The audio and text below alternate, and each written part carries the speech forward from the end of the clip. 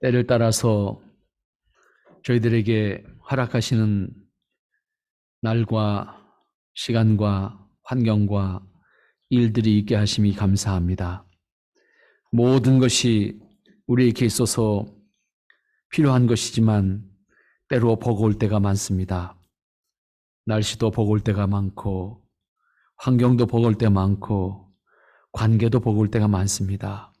하오나 아버지 하나님, 하나님의 자녀로 부르셔서 하나님의 자녀로 살게 하셨사오니 자녀로 살아가는 저희들 되게 하시고 그 모습으로 땅에서 하나님의 뜻을 드러내고 기뻐할 수 있도록 축복하옵소서.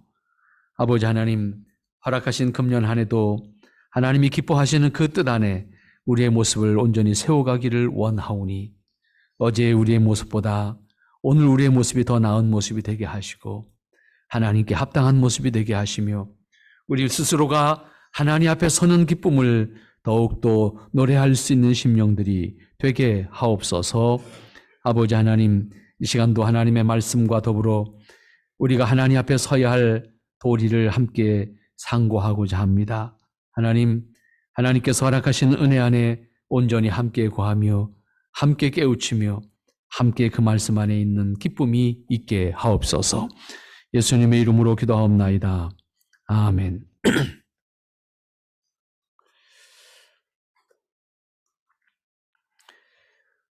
우리가 새해를 맞으면서 송구영신 예배를 통해서 하나님께 영광을 돌리기를 원했습니다.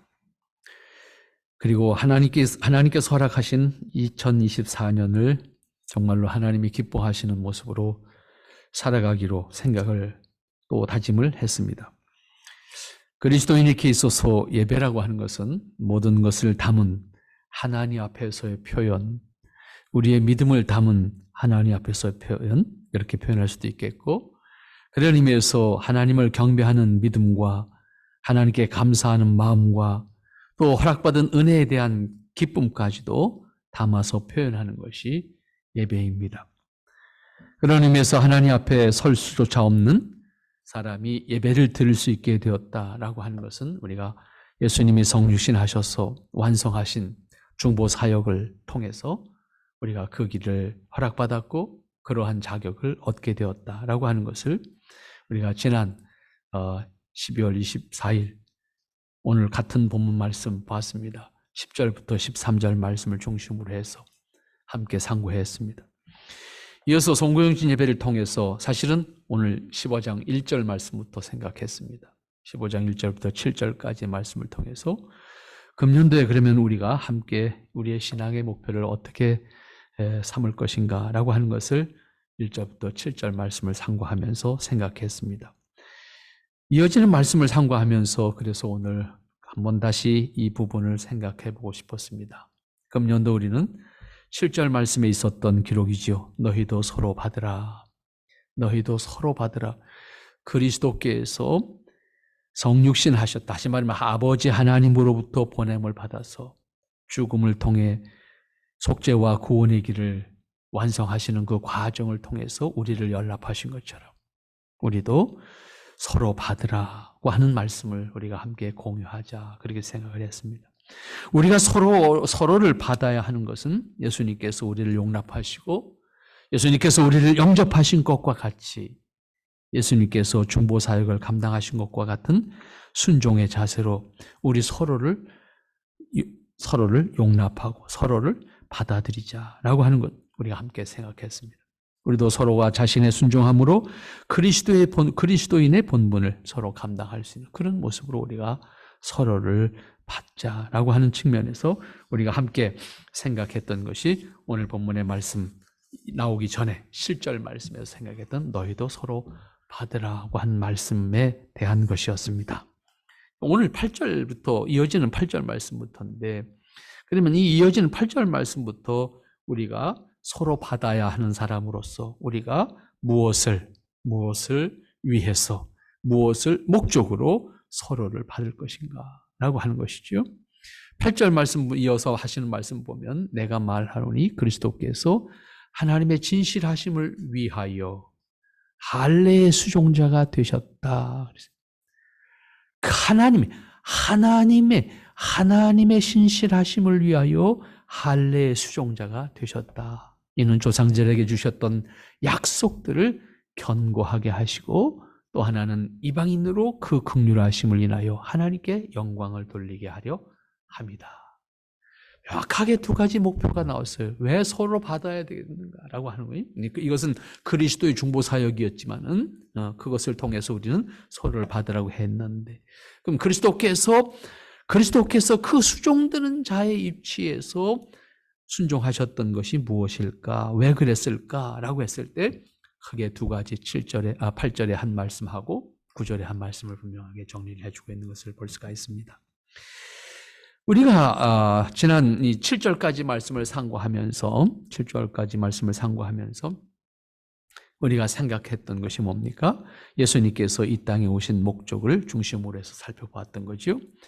본문은 예수님께서 이 땅에 성육신하셔서 어떻게 자신의 생애를 임하셨는지, 그리고 무엇을 목적으로 그렇게 임하셨는지, 자신의 삶을 그렇게 감당하셨는지를 말씀하고 있습니다.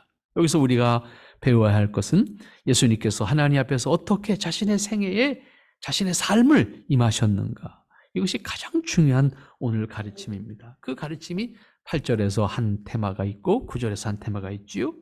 이 두 절에서 쉽게 알 수 있는 것은 하나님의 뜻에 예수님께서 어떻게 임하셨는가라고 하는 질문을 가지고 보면 그 대답이 분명해집니다. 뭐라고 했습니까? 8절 말씀, 하나님의 진실하심을 위하여 할례의 수종자가 되었다. 하나님이 말씀하신 것이 헛되거나 거짓이 아니라는 것을 예수님이 감당하심으로 그것을 이루셨다, 그런 얘기잖아요. 하나님이 말씀하셨던 것, 이미 이스라엘 조상들에게 약속하셨던 것, 그것을 예수님이 감당하심으로 하나님이 참되다고 하는 사실을 증명하셨다. 하나님의 말씀이 참되다라고 하는 것을 완성하셨다, 그런 얘기지요. 예수님께서 성육신하셔서 속죄를 위하여 희생제물이 되시기를 자원하셨던 이유가 하나님이 말씀하신 것을 이루심으로 하나님이 헛된 소리 한 분이 아니다라고 하는 사실을, 그리고 하나님이 말씀하신 것을 그대로 이루었다라고 하는 사실을 말씀하고 있습니다. 이 자세가 오늘 우리가 지난번에 생각했던 7절, 너희도 서로 받으라는 말씀의 모범입니다. 우리가 무엇을 받을까, 왜 받을까라고 했을 때에 무엇을 받을까와 왜 받을까라고 하는 것이 여기에 있는 모범입니다. 우리가 하나님을 믿는다고 말합니다. 하나님이 참되다라고 하는 사실은 우리가 참됨으로 하나님이 참되다 여기심을 받는 거예요. 우리의 말과 우리 행실을 통해서 하나님이 그런 분이구나라고 하는 것이 드러나는 거예요. 예수님께서 자원해서 희생의 제물이 되셨고 그 직무를 감당하시기 위해서 성육신하신 것을 전제로 우리가 너희도 서로 받으라고 하는 말씀을 이해했습니다. 그렇다고 우리가 속죄를 위한 중보자가 되거나 그 역할을 감당할 수 있는 것은 아닙니다. 우리는 속죄의 중보자가 될 수 없습니다. 속죄의 중보자는 오직 그리스도 외에는 해당 사항이 없습니다. 다만 그리스도인은 예수님께서 완성하신 속죄의 은혜를 덧입고 그 은혜를 나누는 차원에서, 그 은혜를 우리가 사람들에게 전하는 차원에서 수고와 희생이 동반되어져야 한다라고 하는 의미입니다. 바울이 강조하는 표현을 볼 때에 할례의 수종자가 되셨다고 했습니다. 이것은 예수님께서 구약의 할례를 완성하기 위한 속죄의 제물이 되시기를 자원하심으로 하나님의 속죄에 대한 언약을 완성하셨다라고 하는 의미입니다. 예수님은 하나님의 구원과 언약을 완성하시는 희생 제물로 세상에 오셨고 그것을 완성하시기 위해서 직접 자원하셨다라고 하는 것입니다. 이것을 바울은 수종자가 되셨다라고 표현했습니다. 이것은 자신을 위한 것이 아니고 전적으로 하나님의 뜻을 완성하기 위한 수종자라고 하는 의미입니다. 자신을 위해서는 희생할 수 있는 사람들이 있습니다. 하지만 하나님의 뜻을 드러내시기 위해서 하나님의 말씀이 참되다라고 하는 사실을 이루기 위해서 기꺼이 수종자가 되셨다. 그러므로 예수님은 전적으로 하나님의 뜻을 완성하시고 드러내시기 위해서 수종들기를 자원하신 분이시다라고 하는 의미입니다. 앞에 말씀드렸던 것처럼 자신을 위해서는 희생할 수 있는 사람이 있습니다. 혹은 자녀를 위해서 희생할 수 있는 부모도 있습니다. 그리스도인의 신분은 하나님의 명예입니다. 하나님의 말씀이 참되다라고 하는 사실을 드러내는 삶을 사는 사람입니다. 그런 의미에서 우리는 서로를 받지 않으면 안 되는 겁니다. 서로를 받음으로써 하나님의 뜻이 드러나도록, 하나님의 말씀이 참되다라고 하는 사실을 드러내도록, 하나님이 욕되게 되는 것은 결국 사람의 모습입니다. 사람 때문입니다. 그것도 다른 사람이 아닙니다. 하나님을 믿는다고 하는 사람들 때문입니다. 이걸 우리는 분명히 해야 돼요. 그리고 하시는 말씀이 뭐라고 씁니까? 조상들에게 주신 약속을 경고케 하시고 이방인으로 그 긍휼하심을 인하여 하나님께 영광을 돌리게 하려 하심이라. 조상들에게 약속하신 약속이 견고케 되고, 다시 말하면 하나님이 말씀하신 것이 헛된 말씀이 아니다라고 하는 사실을 이루기 위함이다라고 하는 말씀이고, 그 다음에 이어지는 게 뭡니까? 그 사실을 통해서 이방인들도 긍휼하심을 인하여 하나님께 영광을 돌릴 수 있도록 하기 위해서이다. 하나님께서 이스라엘의 조상들에게 언약의 백성으로 구원하실 것을 말씀하셨습니다. 그 언약을 완성하기 위해서 희생 제물이 되시는 것을 기꺼이 예수님께서 수종을 드셨다는 것입니다. 또 하나는 이방인들도 하나님의 긍휼히 여기심 안에서 구원과 속죄의 길을 열어주심으로 하나님께 영광을 돌리게 하려 하심이라고 했습니다. 결국 예수님께서 수종된 것은 다른 목적이 있는 것이 아니라 이방인들도 구원받아서, 이방인들도 속죄함을 받아서 하나님께 영광을 돌릴 수 있도록 하기 위함이다. 하나님께 영광을 돌린다는 것은 하나님의 영광 안에 동참하는 사람이 될 수 있도록 하신다라고 하는 말과 같은 말입니다. 그렇게 해서 모든 사람들이 하나님을 찬송하는 것, 그것이 수종을 드신 목적이라고 말씀하십니다. 이러므로 내가 열방 중에 주께 감사하고 주의 이름을 찬송하리로다. 하나님께로부터 구원과 속죄의 은혜를 받은 사람이라고 하면 모두가 하나님의 이름과 하나님의 뜻을 기뻐 노래하게 되어야 할 것입니다. 그것을 위해서 예수님께서는 친히 중보자로 하나님의 말씀을 완성하시고 중보자로 이방 사람들을 구원해서 하나님을 찬양할 수 있도록 만드는 일을 주님이 친히 감당하셨는데, 우리는 그 은혜를 덧입은 사람들로서 그 은혜 안에서 하나님의 사람들로서의 신분을 가지고 이방인이지만 주님을 찬양할 수 있는 사람, 하나님을 노래할 수 있는 사람, 하나님을 기뻐할 수 있는 사람으로 우리의 신분을 세워주었기 때문에 우리는 그렇게 하나님의 뜻을 드러내고 하나님의 백성들과 함께 노래할 수 있도록 서로를 수종들 수 있는 우리의 섬김과 우리의 수고와 우리의 헌신이 있어야 할 것입니다. 그 이어지는 말씀을 다시 한번 보도록 하십시다. 10절 말씀부터 보면 또 가로되 열방들아 주의 백성과 함께 즐거워하라 하였으며 또 모든 열방들아 주를 찬양하며 모든 백성들아 저를 찬송하라 하였으며. 이것은 지난번에 우리가 이 부분에 대해서는 생각을 했던 부분입니다. 하지만 우리가 여기서 다시 한번 강조해야 될 것은 무엇인가 하면 하나님을 찬송함으로 10절과 11절 말씀이 반복되는 내용이잖아요. 하나님, 주의 백성과 함께 즐거워하라. 그리고 열방들아 주를 찬양하며 모든 백성들아 저를 찬송하라. 그리스도인이 함께 즐거워하는 것, 그리스도인이 함께 기뻐하는 것, 하나님입니다.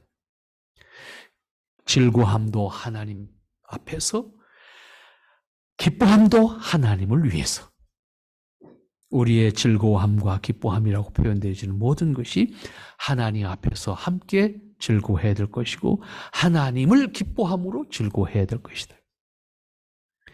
사람이 세상에 살면서 즐거워함을 원하는 것은 모두 똑같습니다. 하나님을 믿는 사람이나 믿지 않는 사람이나 같습니다. 그러나 무엇을 즐거워할 것인가 내용에 들어가면 달라집니다. 하나님을 기뻐함으로 우리에게 주어지는 일용한 것까지도 기뻐할 수 있는 사람이 되어야 되는 거예요.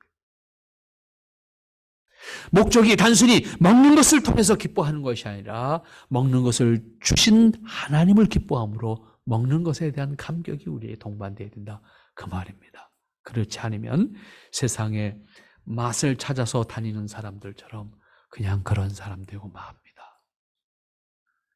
예수님께서 속죄와 구원을 위해서 희생의 제물이 되시기를 수종들지 않았다면 우리가 어떻게 되었을까? 우리는 무엇을 가지고 소망을 말하고 우리는 무엇을 가지고 기쁨을 말할 수 있을까?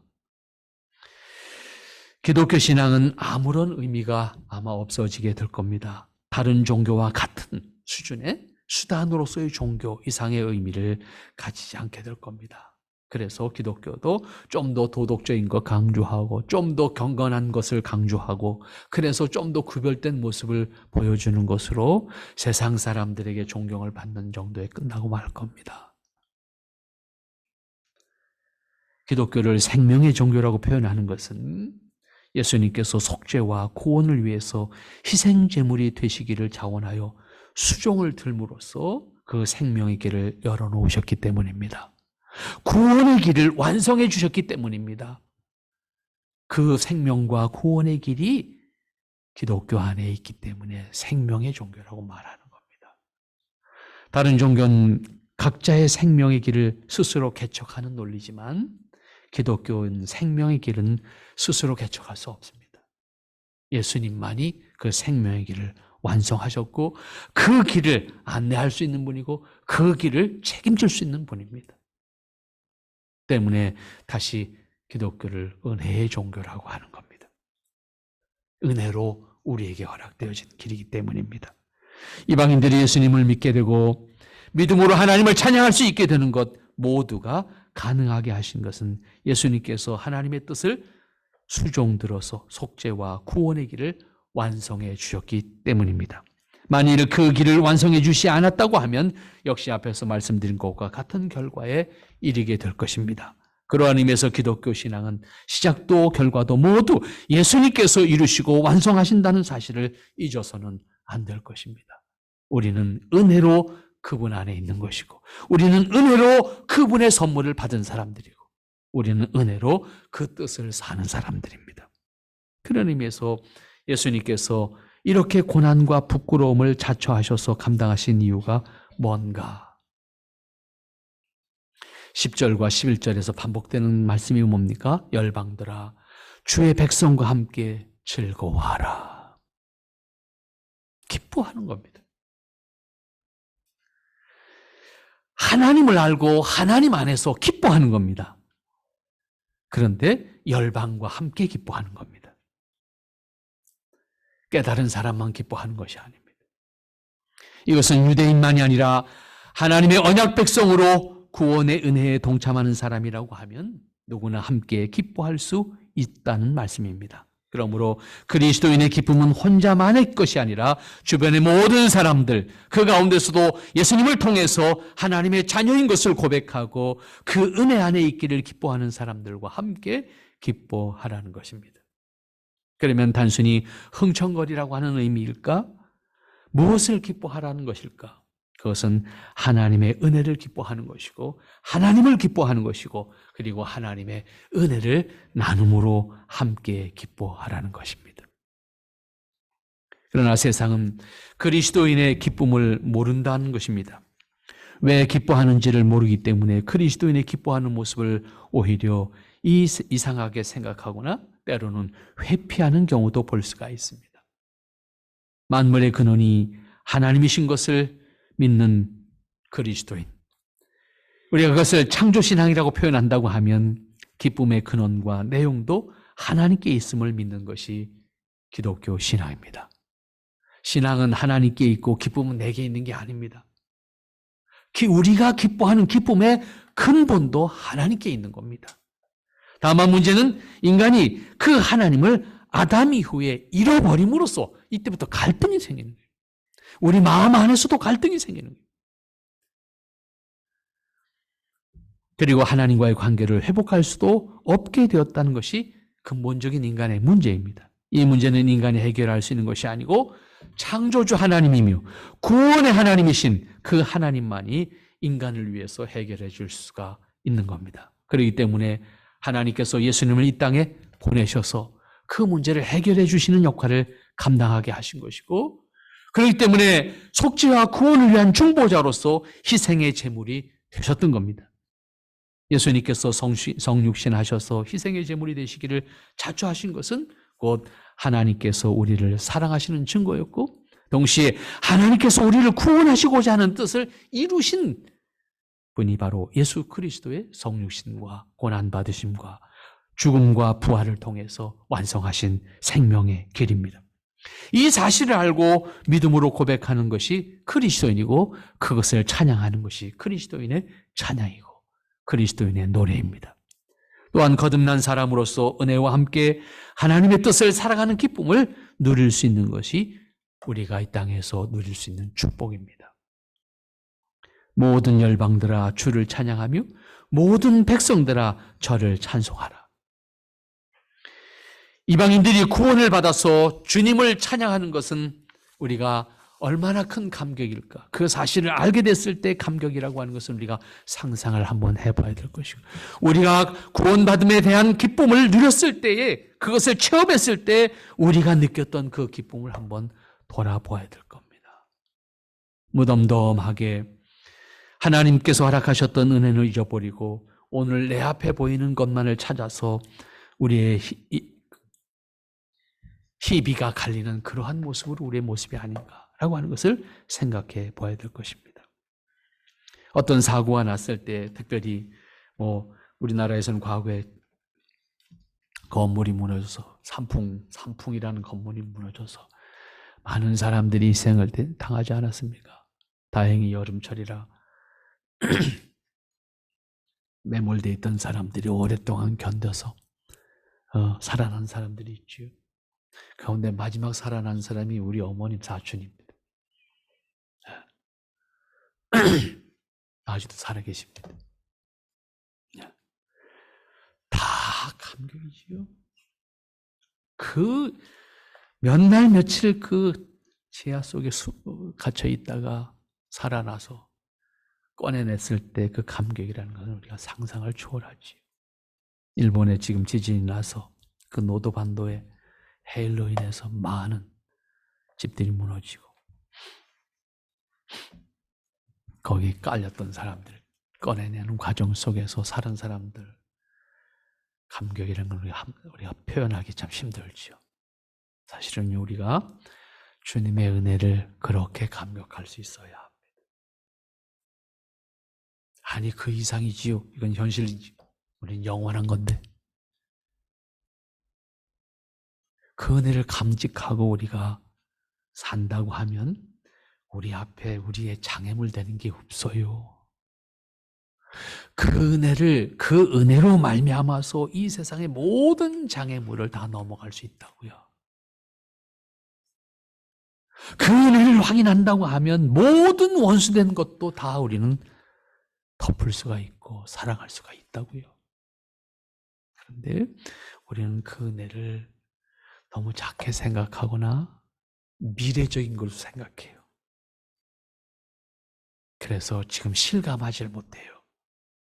여러분, 하나님의 말씀을 통해서 다시 한번 기독교의 생명의 은혜가 무엇인지를 좀 생각해서 우리가 그 믿음으로 살았으면 참 좋겠습니다. 그러면 그 믿음으로 살 때 이 세상의 모든 것을 다 넘어갈 수 있어요. 다 담을 수 있어요. 다 서로를 받을 수가 있어요. 12절 13절 말씀 다시 더 가겠습니다. 또 이사야가 가로되 이새의 뿌리 곧 열방을 다스리기 위하여 일어나시는 이가 있으리니 열방이 그에게 소망을 두리라 하였느니라.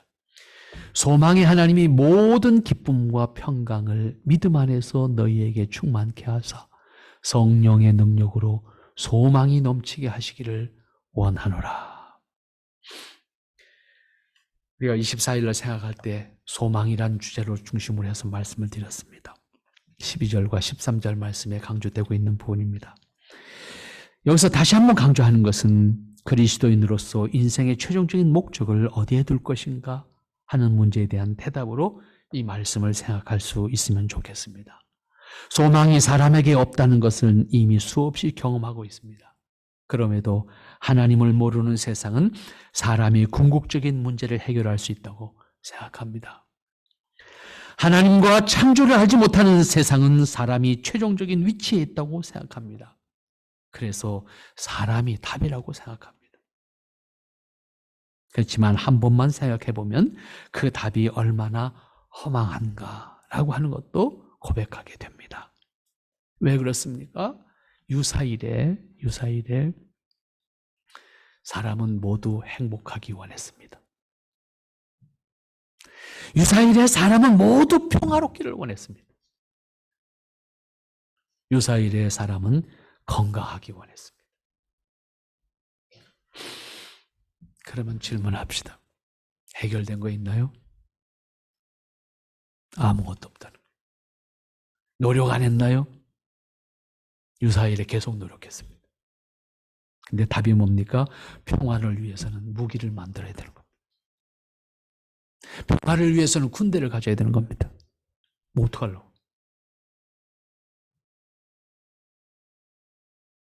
결국은 다른 사람을 지배함으로 내 평화를 확보하겠다는 것밖에 안 됩니다. 행복하기 원했습니다. 하지만 땅에서 행복하다고 말하는 사람들 참 적습니다. 그리고 그것도 매우 짧은 기간 동안입니다. 그래서 사람들은 교육을 통해서, 사상을 통해서, 정치를 통해서, 뭘 통해서, 경제를 통해서, 북한에서 탈북해서 오신 분들 처음에 인천공항 내리면서 여기가 천국이라고 다 얘기합니다. 조사받고 교육받고 나오자마자 이게 천국이 아니구나를 실감합니다.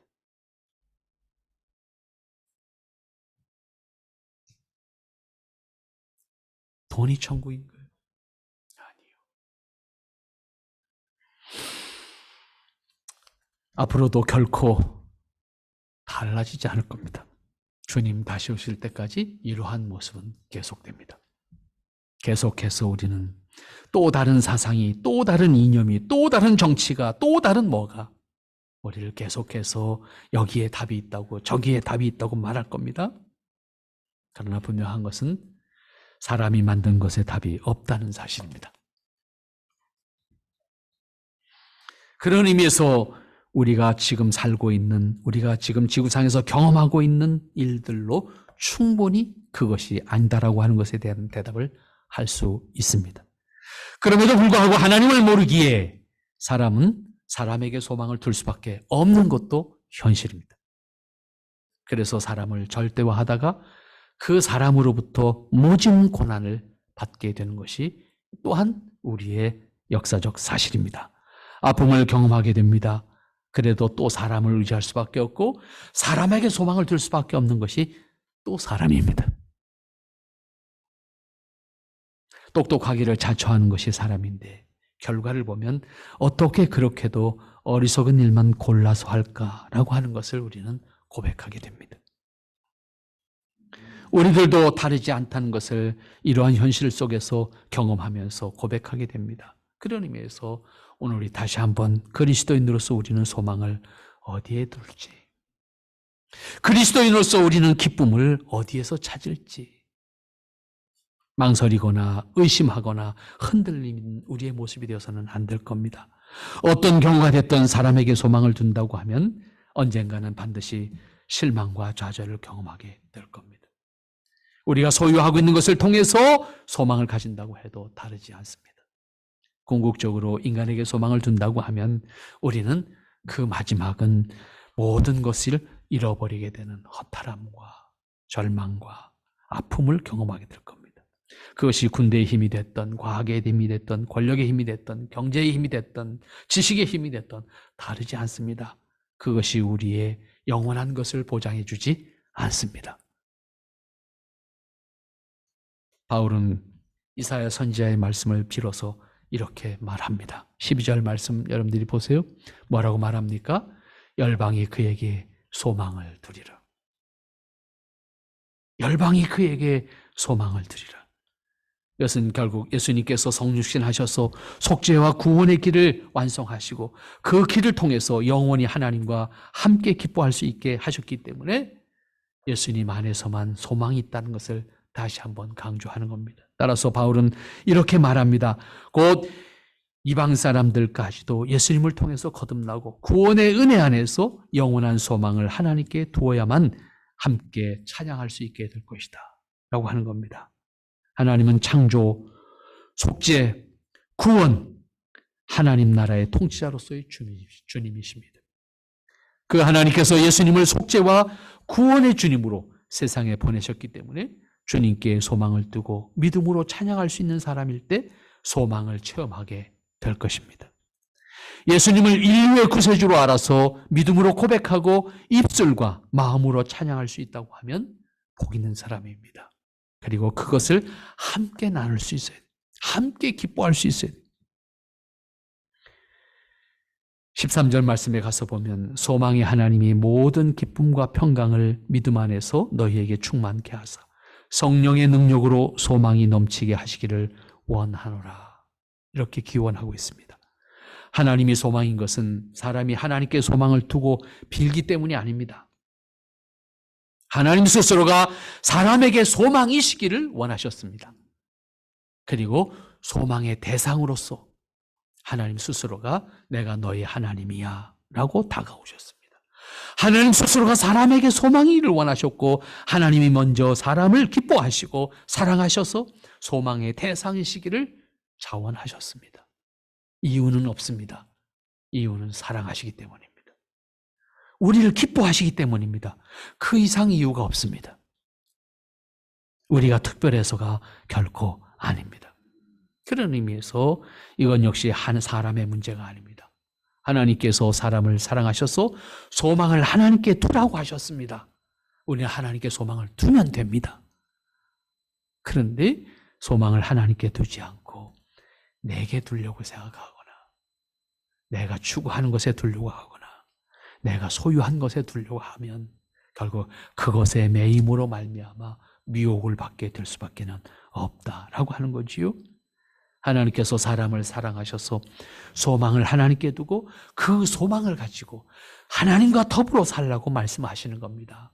그러면 하나님은 성령님을 통해서 우리에게 그리스도인이 소망으로 충만하도록 그리고 성령을 통해서 우리에게 기쁨과 평안이 넘치도록 하시겠다는 겁니다. 여러분, 이제 우리가 어떻게 해야 되겠습니까?